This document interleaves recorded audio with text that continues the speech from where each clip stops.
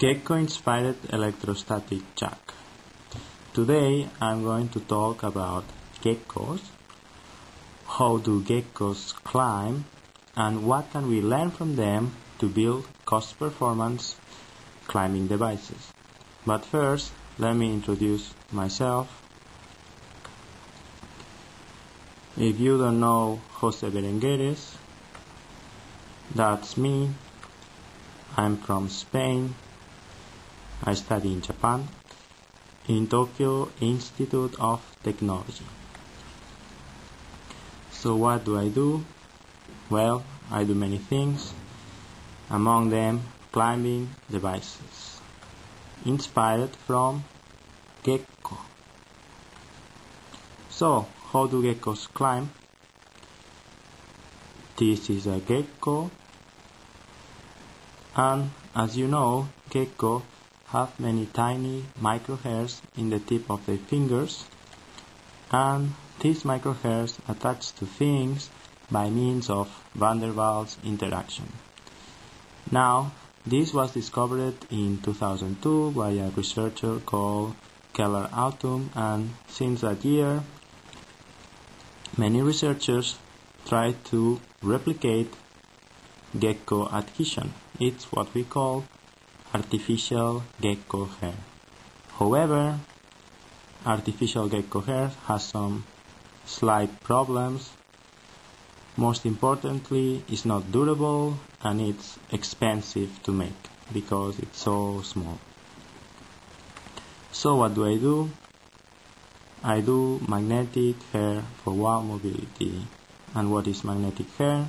It's just an analogy where I exchange van der Waals force for magnets, and I scale the structure of the gecko hair 30,000 times. Magnetic hair is based on two assumptions. One, that the foot hair is scalable, and two, that I can exchange van der Waals force per magnets. And there's an implicit assumption, that is that the structure of the foot hair is not casual. So, does this work? Yes, it works.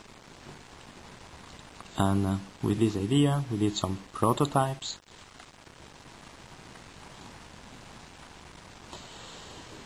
And we made some naked experiments, and with these naked experiments we confirm what biologists already know from years 2002 to 2006, and that is that the efficiency of remarkable gecko climbing wall can be explained by means of 6 structural properties of the foot hair. 2 of these key properties being what we call peeling effect on the left. This is that when gecko attach and detach from a surface, they don't do so like that, they do in a peeling motion, which is efficient. So they don't detach hairs all at once, but one by one. And on the right you can see a graph explaining the surface roughness adaptability, which is important when your adhesion force is small. So you can see here on the right, you can see a rigid solid trying to attach to a surface, and you can see because it's rigid there are cancellation effects, or there are some parts of the rigid which are too far away from the substrate, and this prevents good adhesion. However, cantilever-shaped gecko hairs solve this problem because each hair is in fact like a suspension system, and this possibilitates very intimate contact. But I mean, if you say, hey, I check that, nobody's gonna pay you attention unless you build a proof of concept. And this is what I did by building this magnetic pad. So magnetic pad is just composed of a holder, a flexible support, and adhesion units on T-flexible support, and we can consider this as a stripped down version of magnetic hair. So here you have a peeling motion, and here you have a man climbing around ferromagnetic wall. Now 3 points I want to remark here. 1. This system is the most efficient climbing system made today by man. 2. Its efficiency near that of Gecko. And 3. It is very, very cheap to make. $500 in material. Okay, so I did that. I made a video, I got a prize in Boston, and then I got some good comments like, whoa, I really like this device, and some other comments like, come on, this is just magnets. I mean, 6-year-old can do that. And this comment really pissed me off, so I thought, what about if we can make a similar thing that can climb on not only ferromagnetic surfaces but just normal walls? And that's why I'm here. Now here on the left you have a Gecko micro hair interacting with a substrate. You can see some instant dipoles interacting with other instant dipoles. This is what we call gross approximation van der Waals interaction.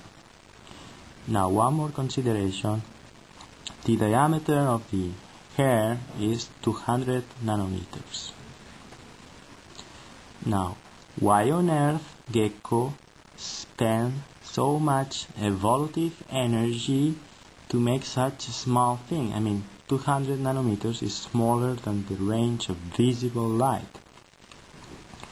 Well, one possible answer could be that because of the van der Waals force range is so short, if you don't have very, very small hairs, you won't be able to make close contact.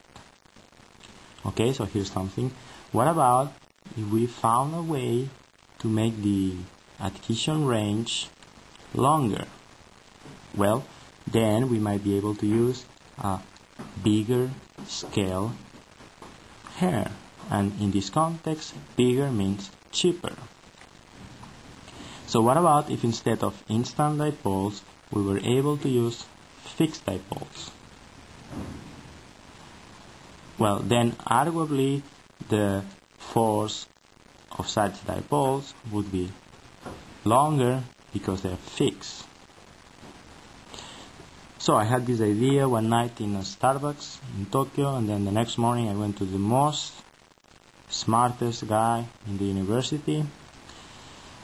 And I showed him the picture. He looks at the picture. He looks at me. Hey, come on, Jose. This device already exists. It's called electrostatic chuck. So what is an electrostatic chuck? This is an electrostatic chuck. It has a typical shape of a disc and is made of ceramics. Inside the ceramics embedded there are electrodes, plus and minus, and when you set these electrodes to a voltage, electric charge appears, and this electric charge induces electric charge in the substrate, thus making the electrostatic effect and creating adhesion.